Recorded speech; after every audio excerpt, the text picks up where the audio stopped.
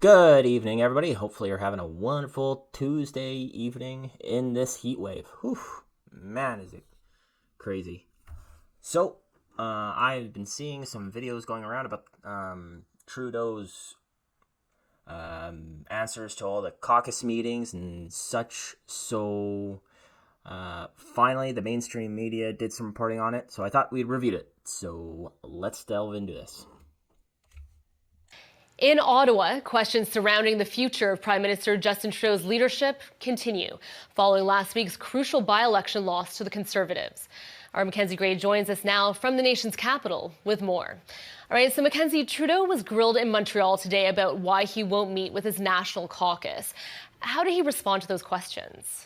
He got asked 3 times about this and did not give a clear answer as to whether or not he's willing to have a full caucus meeting. That would mean that all the Liberal MPs would meet in person and come together. There's been a letter that's been signed by 9 MPs sent to the Prime Minister asking for this meeting. Instead, he seems to be taking the tack of not wanting to have a full meeting, instead calling people individually and discussing concerns that they might have after the stunning by-election loss last week that happened in a really safe seat in Toronto for the Liberals. And this will likely to be a continued political problem for the Prime Minister.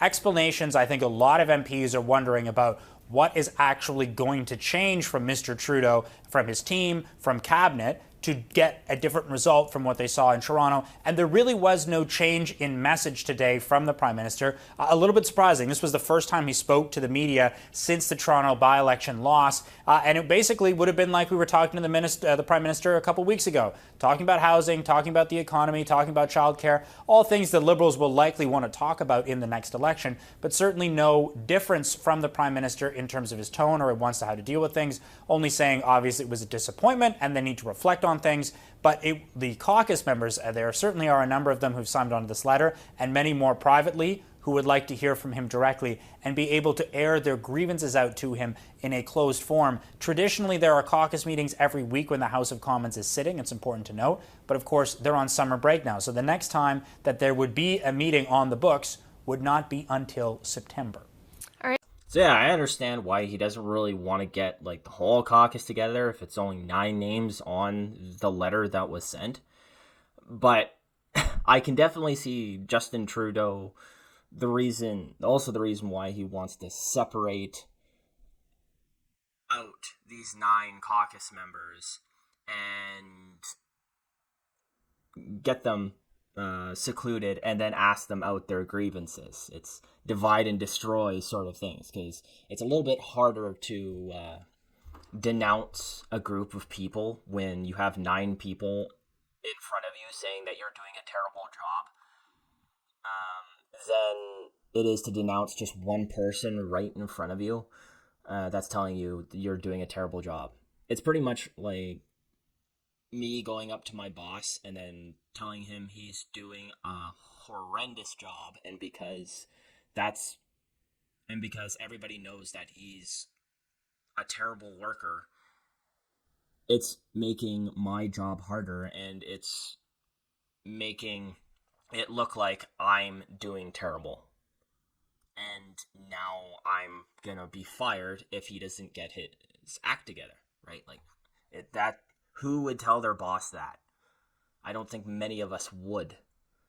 And that's the same with these MPs. That's why Justin Trudeau is trying to ask them to come to him separately.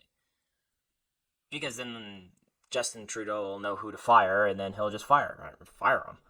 Look at the other stories of the MPs who didn't do what Justin Trudeau asked him. The Governor General during the SNC Lavalin scandal, when he asked her to go easy on SNC Lavalin, and she said no, and he fired her, right? And then he just replaced her with I can't remember the MP, but some guy that's just like a yes man for Justin Trudeau.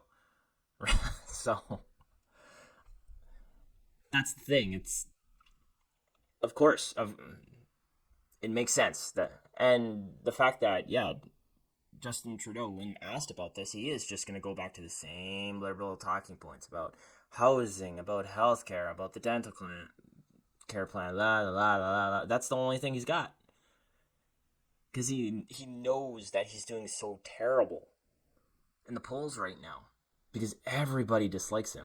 All right, Mackenzie, in terms of the Liberals, what have some of their reactions been to Trudeau holding firm onto his leadership, especially given the fact we know that an election will be held next year, if not sooner? Well, one person that we're watching very closely is Francois Philippe Champagne. He's the industry minister, long been rumored for someone who wants to get the top job. His riding is in Shawinigan. He would truly be the little guy from Shawinigan. He's not very tall. Champagne. You think he would be a good minister? My God.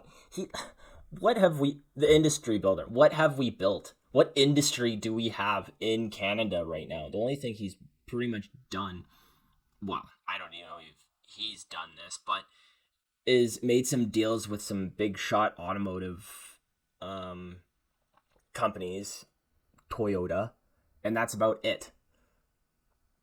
So, yeah, we give them a bunch of money to build an EV factory here in Canada. What other big infrastructure projects have we built in Canada in 9 years? Or what industry have we brought to Canada? We already had Toyota here. What more? The EV market has been failing. That's why GM and Ford Motor Companies and all of them, they're like, yeah, nobody's buying our EV cars. So we're just going to wait until the electric vehicle technology gets better so we can put better batteries into our vehicles. So they can survive in Canada, right? So even that is failing. So I don't know. I can't. Watching him in Parliament, I can't see him being a very good Prime Minister at all. But today he was asked directly by us at Global News whether or not he would consider running to be the Liberal leader if the Prime Minister did quit. Of course, he didn't take the bait on that, but he basically gave a very tepid response to our questions about that, saying, well, the Prime Minister is the leader of the Liberal Party. Well, that's a fact. You can look it up anywhere. We already knew that. He did go on to say that he supports the Prime Minister, but a number of other cabinet ministers in particular that we've asked these questions to today have come through with much more full. Yeah, do you want a prime minister who answers questions like that? Like, when asked, are you looking to be the next prime minister? Well, the liberal, the leader of the Liberal Party is the prime minister. Yes, yeah. Jeez. I could just imagine. Anyways, let's continue. Full-throated support. Jonathan Wilkinson, the energy minister, is an example, saying, absolutely, I stand behind the Prime Minister 100%. He's the best campaigner that I've ever seen. And that is something that Canadians should not forget. Mr. Trudeau is a very strong campaigner, and that is something that they are banking on too. Randy Boissonnault, Dan Vandal also coming out and supporting the Prime Minister. Dan Vandal, a cabinet minister from Manitoba, saying, I've talked to the Manitoba Caucus. We are 100% behind the Prime Minister. So there is still broad support publicly for Mr. Trudeau, but it is clear that something does need to change with the Liberal Party right now. And so far, the Prime Minister not offering up any concrete examples of what that change might be, not only to change their electoral fortunes, because they lost in Toronto. They're down 20 points in the polls, but Caucus and the Liberals are very unhappy right now. But unlike we've seen with Jean Chrétien and Paul Martin as an example, there is not a clear front-runner, someone who could be an heir-apparent replacement to Mr. Trudeau, just lots of people who will quietly whisper that they'd like the top job if it became available. So that's pretty much it for the video. I'll just touch on a couple of things that they said there. So, yeah, the Liberal Party and those MPs just saying that, oh, we're all behind Justin Trudeau because he's a good campaigner. So great. Okay, he's a great campaigner. He's got lots of charisma, so he can get the votes. But he's a terrible prime minister. He's a terrible prime minister. Everybody knows he's a terrible prime minister, but a great campaigner. So the guy's got charisma, but he's terrible at everything else. That's good for the Liberal Party, but it's not good for Canada. So that's pretty much them saying, well, we don't really care about Canada, but we care about the Liberal Party. I don't understand. But as we're going to see possibly in another video that I'm going to do later on in the week, I don't think Justin Trudeau is good for the Liberal Party either, because he's just bringing down their reputation so much. So what if he's a good campaigner? Honestly, you're going to make the people so mad that it doesn't matter. But anyways, other than that, that's all I got for you. What do you think on the subject? Do you think Justin Trudeau should get all the caucus together to figure out what they can do about their losses, pretty much, or their reputation? Do you think Trudeau should stay as prime minister or leader of the party, or should he step down? Personally, I hope he stays in, because if he stays in, conservatives are just going to sweep. So, and the issue with the Liberals right now is they got nobody to replace him. So, but what do you think? If Trudeau is replaced, who should replace him? And other than that, that's all from me. Have a good day.